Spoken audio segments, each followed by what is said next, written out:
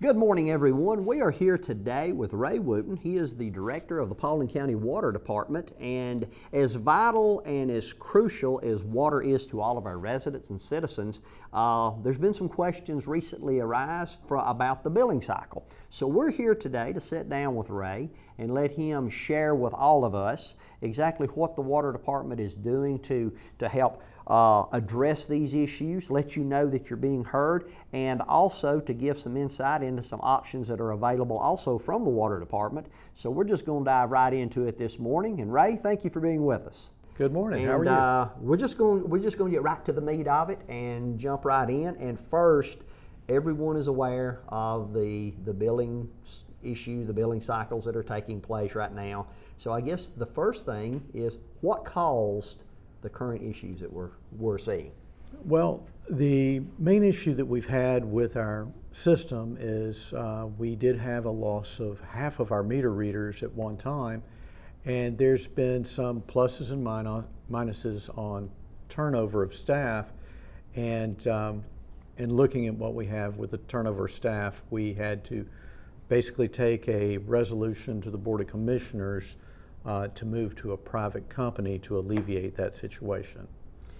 Tell us about that company. What measures are being made to prevent this from, or basically to correct the issue and to prevent it from happening again? Tell us about that. Well, the private company that we went to the Board of Commissioners to get approval for, they have basically a situation where they maintain meter readers throughout Gwinnett County, Fulton County, Cherokee County, Cobb County, and what they're allowed to do is they turn around, and if they lose staff, then they just bring staff from another area in order to make all the meters be read within a month.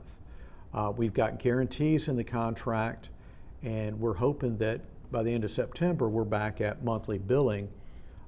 They started January, and they've put many people to it, and they don't have the same issues with turnover that we have because they pay more and they've got more staff.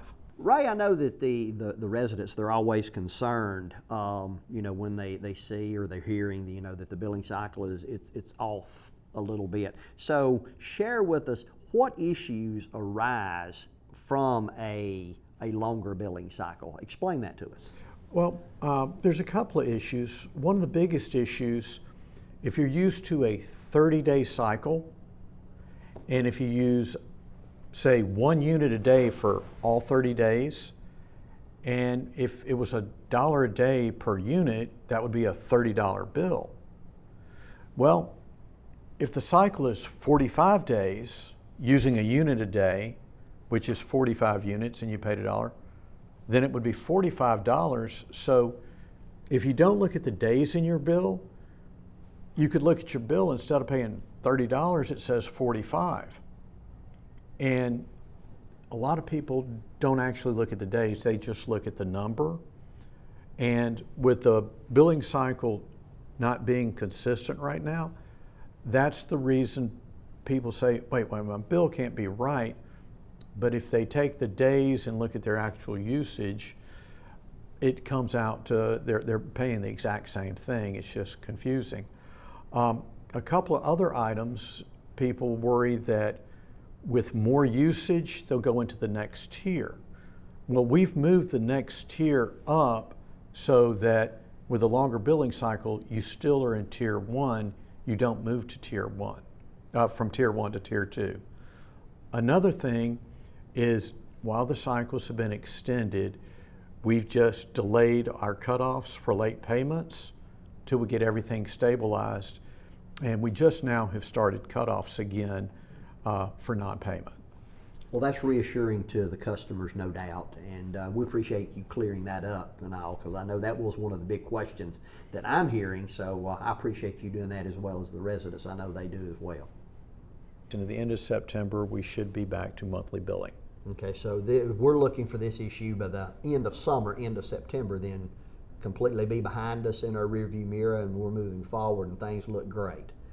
I know the residents are going to be excited about hearing that. We'll be excited as well. I know you will.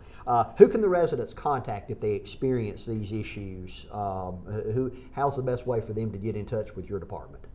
Well, we have our regular customer service line, and they can call. They've talked to many people when we're explaining how the billing cycle is set up. And then if they still are having some issues, it moves up to a superintendent and supervisor, and then ultimately me.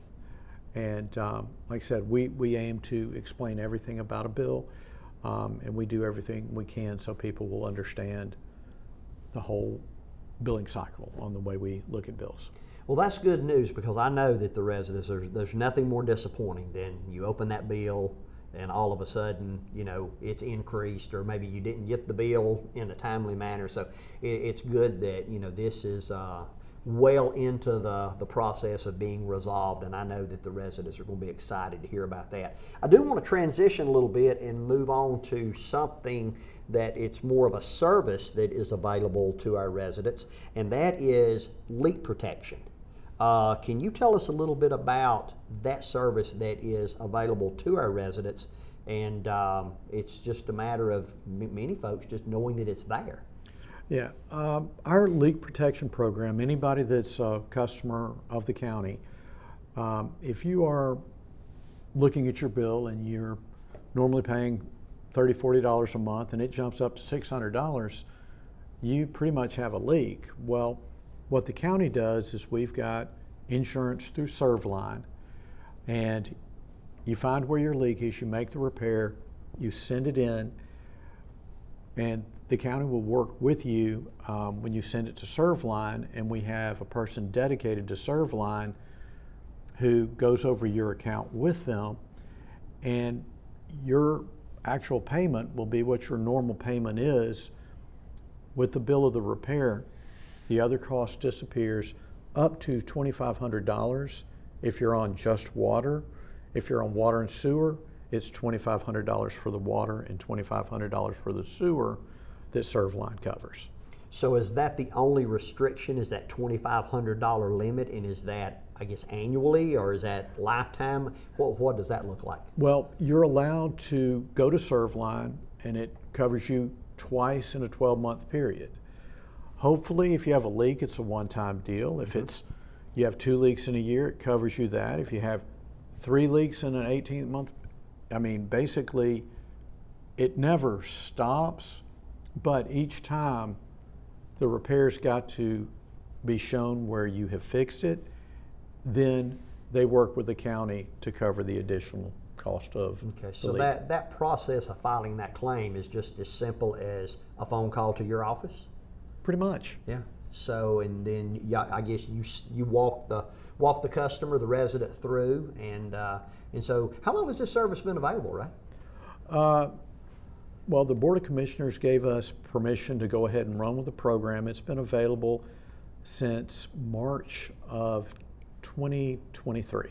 Wow, that's great, because I know that's a fear of everybody, that you have that water leak and you're thinking, wow, this is going to break the bank. So that's good. And we thank you for taking the time today to sit down with us. I know our residents are going to be excited to hear that the billing issues, that they're soon to be completely resolved.